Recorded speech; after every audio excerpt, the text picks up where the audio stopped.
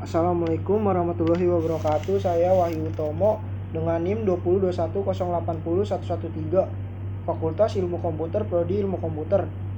Saya di sini berterima kasih kepada Ibu Dewi Sari Sumirto yang telah membimbing saya dalam pelajaran Bahasa Indonesia. Saya akan menjelaskan tentang tujuan keterampilan berbicara. Tujuan keterampilan berbicara itu ada 4. Tujuan informatif, rekreatif, persuasif, argumentatif. Tujuan informatif adalah sebuah tujuan berbicara yang dipilih pembicara di saat menyampaikan gagasan untuk membangun pengetahuan si pendengar. Tujuan ini akan lebih sempurna jika dilakukan secara informatif melainkan komunikatif, yaitu terjadi timbal balik.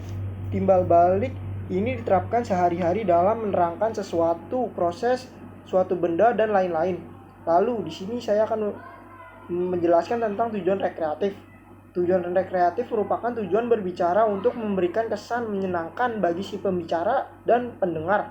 Tujuan berbicara ini sebagai penghibur agar si pendengar merasa terhibur oleh adanya pembicaraan seperti ini terjadi dari lawakan, guyonan, dan candaan. Lalu tujuan persuasif. Tujuan persuasif merupakan tujuan pembicaraan yang menekankan daya bujuk. Dalam tujuan ini lebih mengedepankan mempengaruhi orang lain untuk bertindak sesuai apa yang dikatakan oleh si pembicara dan lebih mempunyai kata-kata manis untuk memikat si pendengar. Tujuan ini biasa digunakan dalam kampanye penjualan, perdagangan, dan lain-lain. Lalu di sini saya akan menjelaskan tentang tujuan argumentatif. Tujuan argumentatif yaitu tujuan berbicara yang merupakan tujuan berbicara untuk meyakinkan pendengar agar percaya terhadap apa yang pembicara sampaikan. Bicara ini dilakukan pada diskusi, perdebatan, ilmiah, dan lain-lain. Lalu di sini saya akan menjelaskan tentang pengertian keterampilan berbicara menurut Iskandar Wasid. Menurut Iskandar Wasid, 2010 keterampilan berbicara adalah keterampilan memproduksi arus sistem bunyi artikulasi untuk menyampaikan kehendak, kebutuhan, perasaan, dan keinginan kepada orang lain. Lalu menurut Hermawan 2014 keterampilan berbicara adalah kemampuan mengungkapkan bunyi-bunyi artikulasi atau kata-kata untuk mengekspresikan pikiran berupa ide, pendapat, keinginan, atau perasaan kepada mitra pembicara.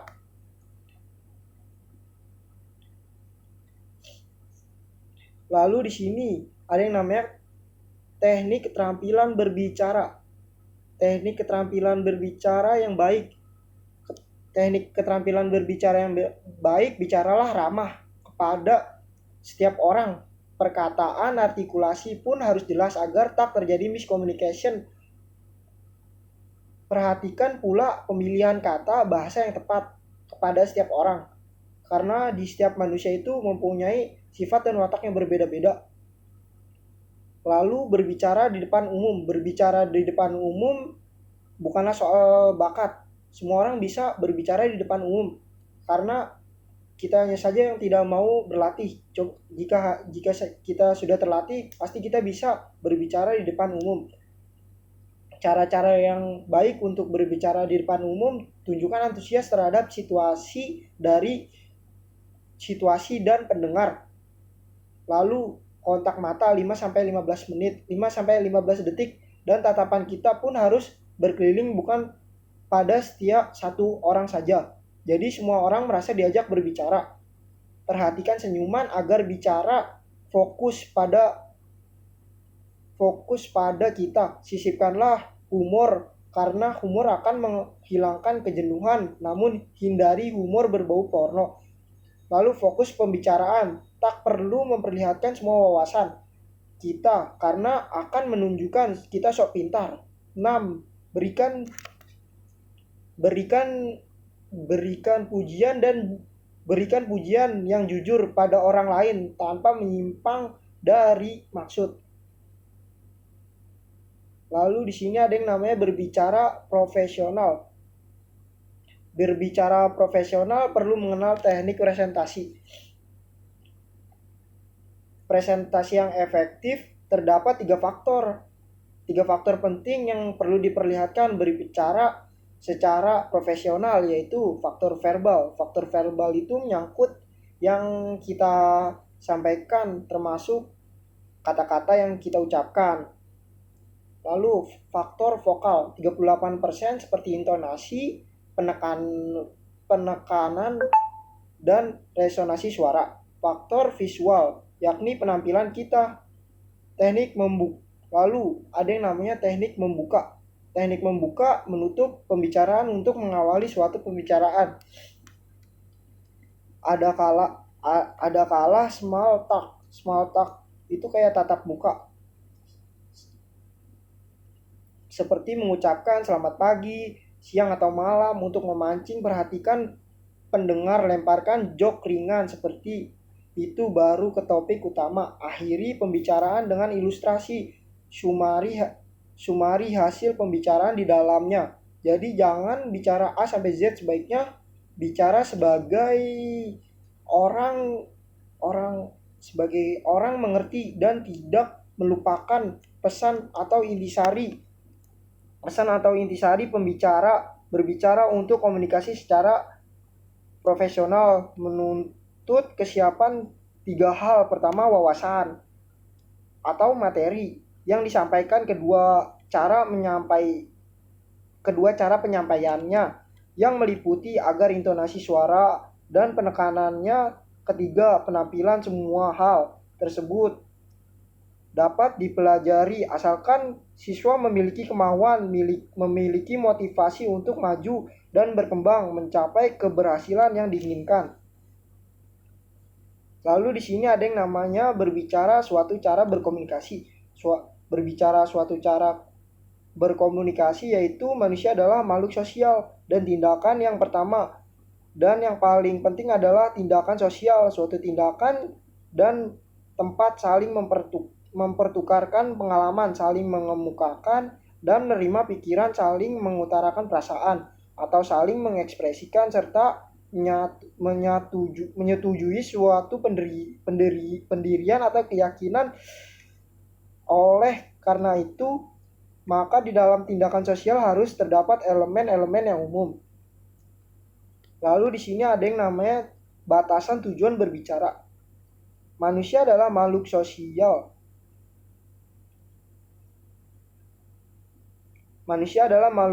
Tindakan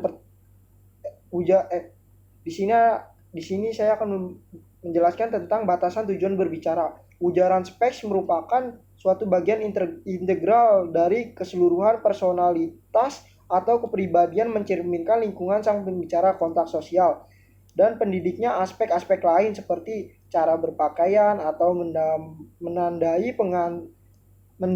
pengantin adalah sifat eksternal terhadap ujaran. Sudah bersifat intern. Pembawaan berbicara adalah kemampuan mengucapkan bunyi-bunyi. Lalu di sini ada namanya keterampilan berbicara, social skill. Social skill adalah kemampuan yang untuk berpartisipasi untuk secara efektif dalam hubungan masyarakat. Keterampilan sosial menuntut agar kita mengetahui apa yang harus dikatakan, lalu bagaimana cara mengatakannya, apabila mengatakannya, lalu kapan kita mengatakannya. Keterampilan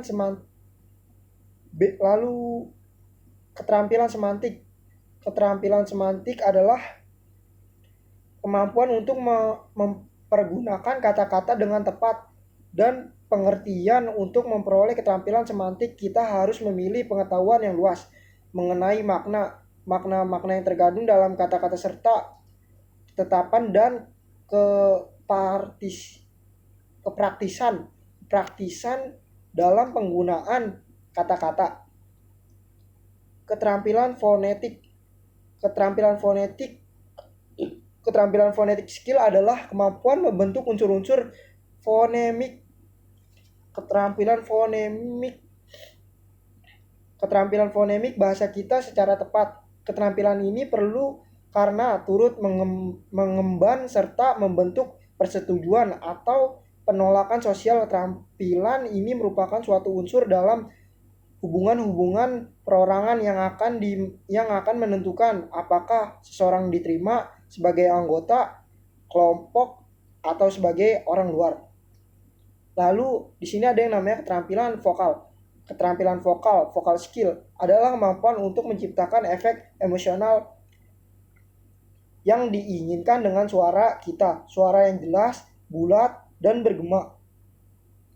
Orang berbadan tegap terjamin, sedangkan suara yang melengking, berisik, atau serak parau memperlihatkan pribadi yang menarik, kurang meyakinkan. Artikulasi atau kata-kata mengekspresikan, menyatakan atau menyampaikan pikiran, gagasan, dan perasaan. Sebagai perluasan dari batasan ini dapat dikatakan bahwa secara merupakan suatu sistem tanda-tanda yang tepat didengar, audible, dan yang kelihatan, visible, yang memanfaatkan jumlah otot dan jaringan otot-otot tubuh demi maksud dan tujuan gagasan-gagasan atau ide-ide yang dikombinasikan. Lebih jauh lagi berbicara merupakan suatu bentuk perilaku manusia yang memanfaatkan faktor-faktor fisik, geologis, psikologis, neurologis, semantik, dan linguistik sedemikian ekstensif secara luas dapat dianggap sebagai alat manusia yang paling penting bagi kontrol sosial. Demikian, terima kasih.